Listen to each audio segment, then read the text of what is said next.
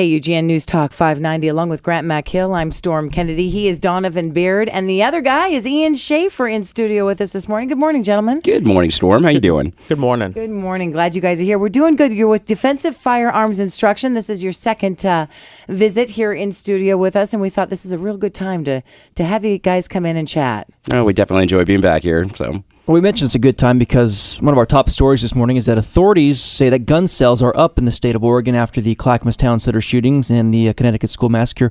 Here in Lane County, are you seeing the same thing? You know, we actually are seeing the same thing. Any time that we have gun violence, like Sandy Hook or Clackamas, it sparks a national response of, oh my gosh, do we need gun control? From that gun control, people tend to be put in the situation where they are fearful of not being able to get specific types of firearms, and so they generally go out and, purchase those firearms in fear that they're not going to be able to get those. Now, one of the stories we had last weekend was the gun show over at the fairgrounds, and the line was the longest it's ever been, down, 3 blocks? Definitely. I mean, wait times for background checks can be 2, 3, 4 hours now. In the past, it used to be a 5 or 10 minute phone call. Wow. So explain the process for buying a gun. You can't just go to a store like Cabela's and just, I want that one, and pay the money and leave, right? It's similar to that. When you go out to purchase a firearm, essentially what you have to do is you select your firearm, and then you fill out a form, and you do a criminal background check immediately. Then they run your background check through the state police, and that's actually what takes the amount of time. And so with a surge, you have a lot of people that are getting their background check done, and so that's why you have the increased wait times, because they're waiting for your background to clear. After doing that, then you just pay the money, and then you could walk out the door with it. Now, the background check, it takes just 5-10 minutes right then and there at the counter? It used to take 5 or 10 minutes. Okay. Because of the backlog, it's taking quite a bit longer than that now. And our class is mandatory? Not for purchasing firearms. Well, if you want to carry concealed, then as per requirement of the county, you have to go through a class to prove your level of competency and learn the gun laws and learn, the skills to make you an asset to our community as opposed to a liability. Now, this is what you guys teach at Defensive Firearms Instruction, right? You teach skills to own your handgun, to earn a permit, or actually, earn a permit to carry a concealed weapon. Is that right? That's correct. We teach a lot of real life stuff. We teach weapons maintenance, how to conceal a firearm, how to take a firearm apart, but more importantly, the laws regarding carrying a firearm concealed, the do's, the don'ts, what you do when you have to deal with the local law enforcement, what to do if you end up in a defensive shooting situation, how to deal with lawyers. So it's a very involved process, and the course that we put together is a very, very comprehensive course. Do you find, no names of course necessary, but do you find that some of the people that come to your class really shouldn't be owning guns at all? Not really. One thing that we definitely do is we make sure that everybody understands that they can either be an asset to our community or a liability.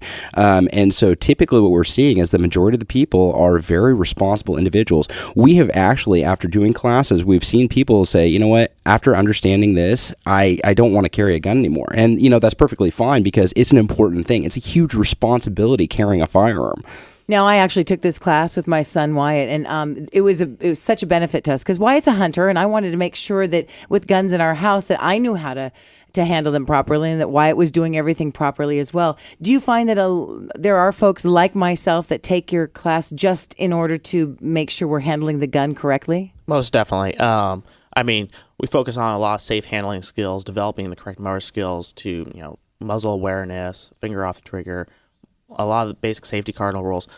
Many people that come to our classes have never handled a firearm in their entire life, and they simply want an orientation to know how to safely interact and use one. When you say that they've never owned a firearm in their life and they come to you, are you finding that more and more today because of what's been happening in the news, that more people are coming to you being first-time gun owners? Definitely. And, I think it's actually a good thing, too, because if you're going to start out carrying a firearm or getting to know about a firearm, taking a course like this is really important because it gives somebody a good foundation of skills and knowledge, because it is so easy to have an accidental discharge. It is so easy to end up in a situation where you could accidentally harm somebody. And so getting that foundation right off the bat of good firearm safety skills is vital at that point. Obviously, this is a bit of a controversial topic to some. Donovan, what would you say to somebody that disagrees with you and says, no guns at all, we shouldn't have guns, people shouldn't have guns on the street? I think that if you don't want to have firearms, then that's your constitutional right not to have a firearm. However, I believe that our constitutional rights say that the right to bear arms shall not be infringed.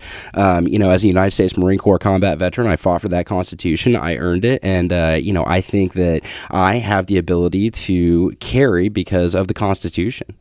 Now, Iain, what about the Clackamas Town Center shooting, the school shooting back east? What do you say to the people that say, well, what if the guns fall into the wrong hands? Yes. On that issue. We totally understand concerns regarding that. The issue is if somebody wants to do someone else harm, they're going to find a way to do it, whether that's making an improvised explosive device or using other weapons. Regulating one model firearm or additional legislation on the AR-15 platform is not going to make the schools safer. What we need to do to prevent similar incidents like this is we need to have additional law enforcement training, first responder or active shooter training, and we also need to start looking about putting private security or private security contractors into these schools. We used to also have a school resource officer program where law enforcement officers would be assigned to different schools. There's other programs and there's other venues that we can do to make these schools safer. If you put a police officer in a school or a private security officer, highly trained private security officer in a school, they can respond to other emergency incidents or take care of crimes that are occurring on school grounds and provide general protection for the school.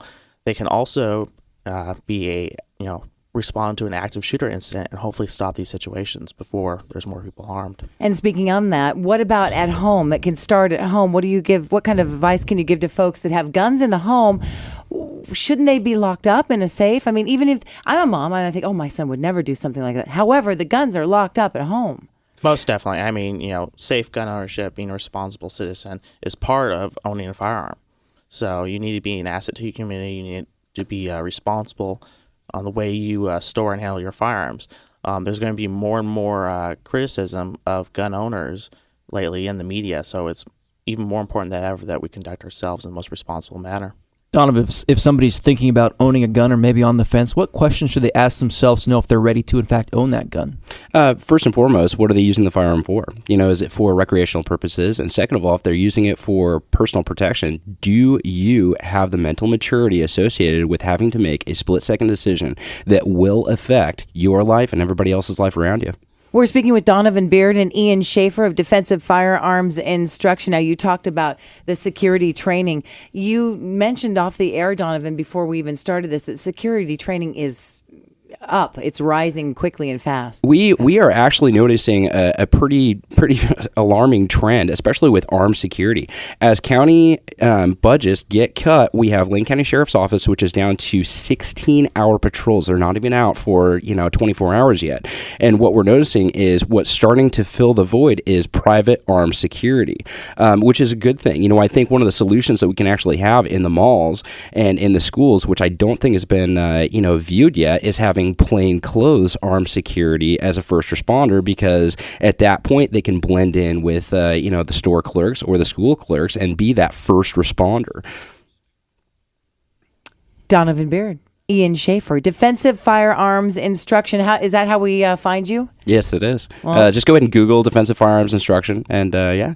And you offer classes weekly, monthly? We do. We actually offer concealed handgun license classes every single Sunday, and we have a tactical firearms course that we do every single Friday starting at 9, as well as DPSSD classes. So look us up, give us a shout, and we are definitely here to assist you in all your training needs. They're safe. They're actually quite fun and very educational, and you guys do a really good job, and thank you very much. Thanks for coming in. Hey, Storm, my pleasure. Thank you. Great to meet you. 7:57 now at KUGN.